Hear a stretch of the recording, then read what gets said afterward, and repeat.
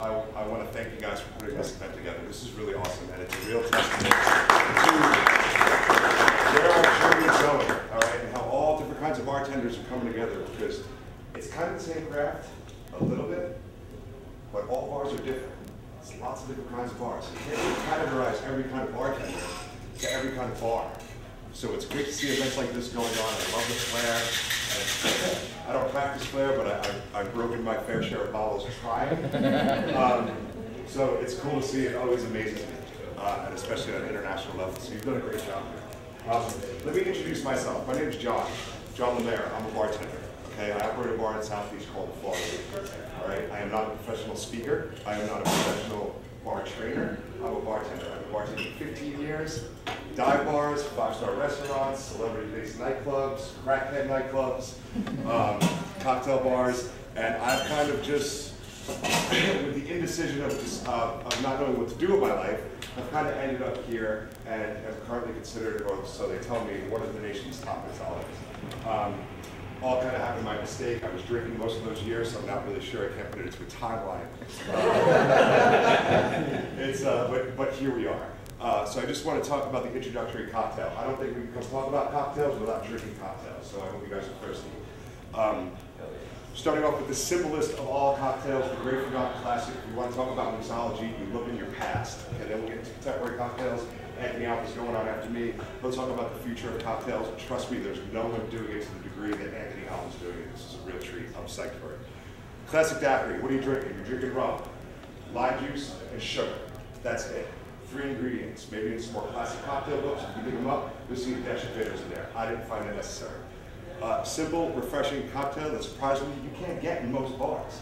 Now, we all have limes in our bar, we all have sugar in our bar, we all have great rum in our bar. Fuck, why can't we get this cocktail? Balanced, delicious, light, refreshing. If you're a bartender in Florida, please get this recipe. It's a great cocktail for anyone. It goes well with food, it goes well with as dessert, it's also a session cocktail, which you can drink 10 or 12 of them, because believe me, I've done it.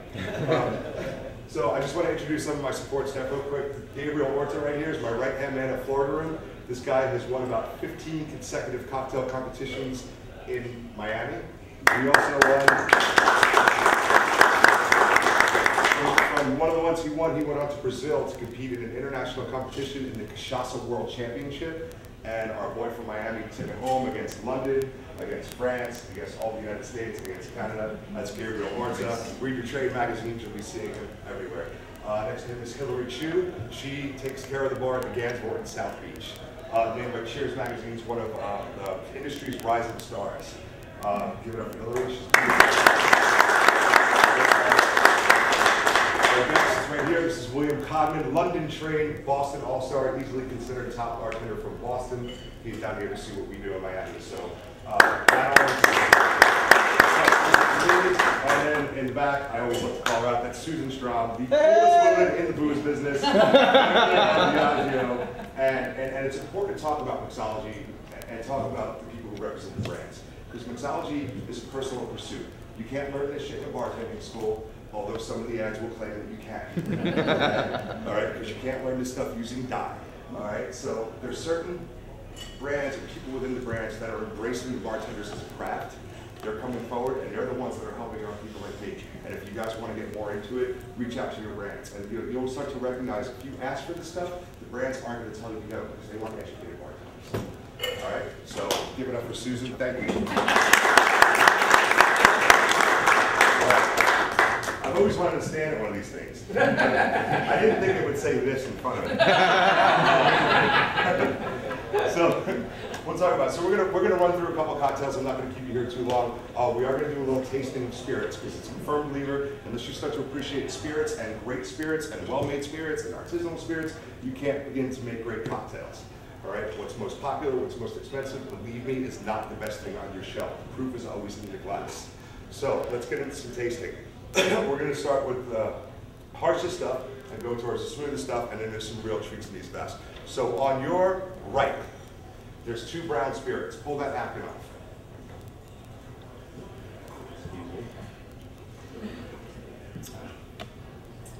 This is bourbon. This is a bourbon that has very high rye content. Okay, rye will give you some scratch. This is a very well-made bourbon. All these spirits in front of you are 5-star spirits. It's rated in the Spirits Journal. Okay, so I'm going to teach you how to taste spirits. Now, all of you are saying, I've tasted spirits before. We're going to taste spirits, not like you taste wine, not like you do shots, because spirits make you taste differently. Okay, you're going to smell it. Oh, it smells like bourbon. Don't yet.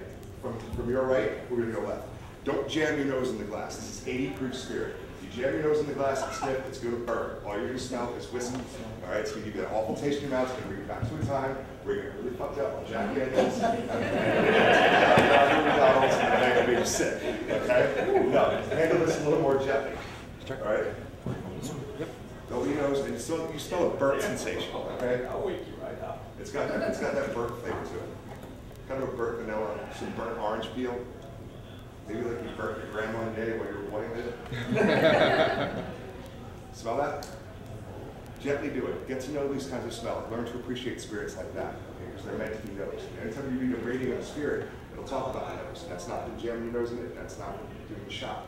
That's for sipping. Kind of appreciate it. Excuse me. American oak. Okay, anything aged in American oak. The majority of brown spirits, if you're honest, get their color from wood. They come off the still clear. Then they're put into wood, and that's where that color comes from. All right? So you get that amber color, that's from American oak, medium charred. This particular bourbon has a very high rye content. Rye is kind of scratchy. Straight rye whiskey is coming back huge in the cocktail scene. So this is a great versatile bourbon that you can take all those rye recipes with and use a bourbon that will be a little more mellow on the palate than straight rye. So I want you to sip. Take a really small sip, really tiny sip. Let it absorb into your tongue. Breathe in through your nose, out through your mouth, then in through your mouth and out through your nose. Then I want you to take another sip and tell me what you taste. But this should not burn. Don't shoot it down. Sip it.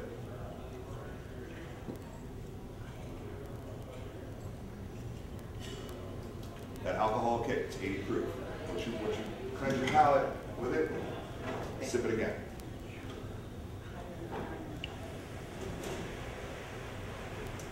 What I taste, that drying on the sides of your tongue, they're starting to tingle, that's acidity. Okay, that's good. That's essential when making cocktails. All right? That flavor, that finish, you taste that wood on the top of your mouth. Okay, that's good oak finish. There's vanilla notes in there. You might not get them right away, but if you keep tasting it, there's vanilla notes in there, there's orange notes in there. That makes this a great cocktail bourbon. Now the finish is long because you still taste it.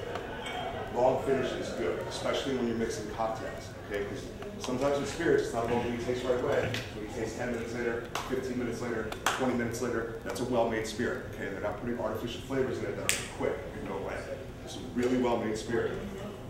All the spirits we're tasting right now, we're going to make cocktails with.